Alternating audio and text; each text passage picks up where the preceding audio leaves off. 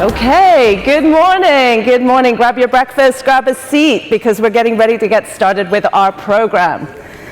So, sorry to do this first thing in the morning, but I was going to start with a slightly uncomfortable question. If you were setting up your corporate venture unit from scratch today, knowing everything that you know now, would you build it the same way? And my guess is that some of you would hesitate. So for those of you that I haven't met yet, I'm Maya Palmer. I'm the editor of Global Corporate Venturing, which means that I have either the best job in this industry or the most dangerous, because I get to sit slightly outside of all your organizations and ask uncomfortable questions. And over the past year, one question keeps coming up. Not whether corporate venturing is working, but what is it actually for? So I want to share some data with you and put a little different light on it. One of the things that we do at Global Corporate Venturing is we gather an awful lot of industry data. We put together a report every year called The World of Corporate Venturing. And we normally distribute that in a form of a book here, but you might have noticed no books this year because we have gone digital. So if you're interested in that amazing compilation of data that we have based on interviews with nearly 400 global CVCs, plus the tracking that we do of about 3,000 units globally, look for the QR codes that are sprinkled around. I'll also show one at the end of this talk. It's digital, it's searchable, it should be a better experience, and if you come to the conference and bought a ticket, you get free access to it for a month, so use it. Now, Jim showed some of this data already yesterday in his very optimistic speech. With the sort of prerogative of a CEO, he nicked some of my slides and presented them as his own. But that's okay, because my take on this is a little bit different from Jim's. I want to start with the good news. By all accounts, corporate venture is thriving, right? We saw record activity last year with more than 3,000 units making at least one investment in a startup. We saw nearly 50 new units launched and more capital raised than we've seen ever before. And this is happening at a time when traditional VC is still recovering. IPO markets have been slow, capital is more expensive, LPs are a bit cautious, and venture, corporate venture that is, looks steady, even resilient. But here's the paradox. At the very moment that the model looks the strongest, it is also becoming less clear. One of the most important shifts is the quietest.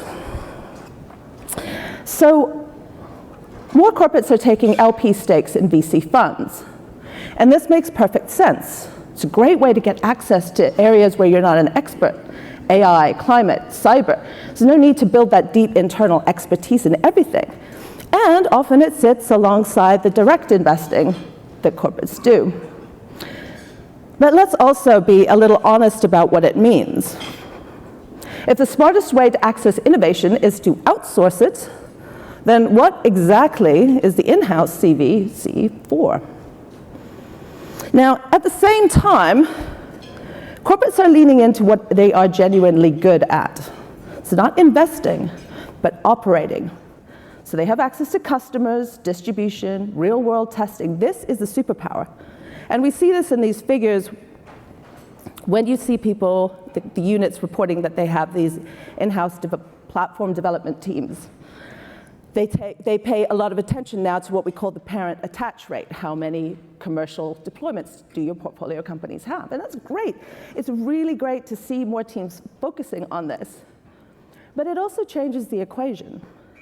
If your edge is not commercial, or if your edge is commercial and not financial, then equity starts to look optional. And we're seeing that play out.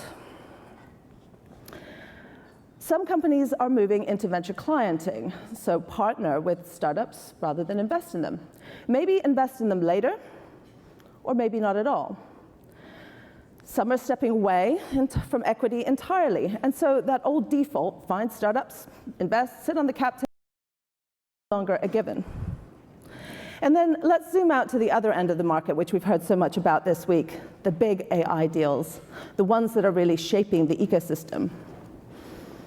There's more capital being deployed than ever before, but it's not coming from the CVC units. It's coming directly from the corporate balance sheets. And these don't look like venture deals. They look like strategic positioning, infrastructure access, quasi-M&A. And so now we have a split. At the top, massive strategic deals, and at the bottom, early stage investing, partnerships, and CVC somewhere in the middle. We've also seen a move to earlier stage investing, seed and Series A. It's been a trend that we've tracked for a good 4 years now. And the narrative around this is often around maturity, confidence, risk appetite.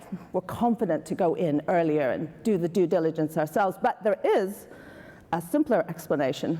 A lot of corporates are getting priced out of the later stage rounds, and so they move earlier, which raises a tough question. Are we playing where we want to play or where we can play? And this feeds into the core issue, value. Now, we've always said that CVC gives insight, optionality, strategic advantage. These are very hard to measure. We see very clearly in our data that having a CVC backer helps startups. They tend to have a higher chance of exiting and a lower chance of becoming bankrupt. But the benefits on the corporate side have been harder to prove. Now, that's not to say that they don't exist, but they are very difficult to quantify, especially on the aggregate scale. Benefits to startups, clear. Benefits to corporates, less so. And you can see here, most people are still relying on things like activity-based indicators, anecdotes, and so on. Now, interestingly, the most confident users of CVC right now are the tech companies, even the very young ones that are still receiving VC funding themselves. I heard from Databricks yesterday. But they're not using it for insight. They're using it to shape markets, build ecosystems, reinforce platforms, create advantage. And it's much more intentional. It's much more strategic. And it makes the traditional model look a bit passive. I want to say one quick thing about geography. The US is still dominant, but Asia is growing fast, especially Japan, and to some extent South Korea. And a lot of these are driven by government incentives, which leads to a slightly provocative thought. If corporate venture is being driven by policy, is it still venture capital? Or is it an industrial strategy in disguise? So where does this leave us? Corporate venture is bigger than ever. It's more professional. It's more embedded. But it's also more fragmented. It's more ambiguous. And so I'll come right back to where I started at the beginning, which is, if you were building your CVC unit today, would you build it with the same model? Is this about leading innovation or just keeping up with it? Are you shaping the market or are you adapting to it? Because the answers to those questions are going to define the next phase of corporate venturing. And if you want to have access to any of the data that I have kind of pulled a few slides from, do you use that QR code? You can see the whole report and the rest of what we cover on the GCVI, globalventuring.com website. It's yours to peruse for the next month. And now, I'm going to introduce our next speaker. So Mike Jones from Science, a startup studio that's been at the heart of a lot of tech and consumer industries.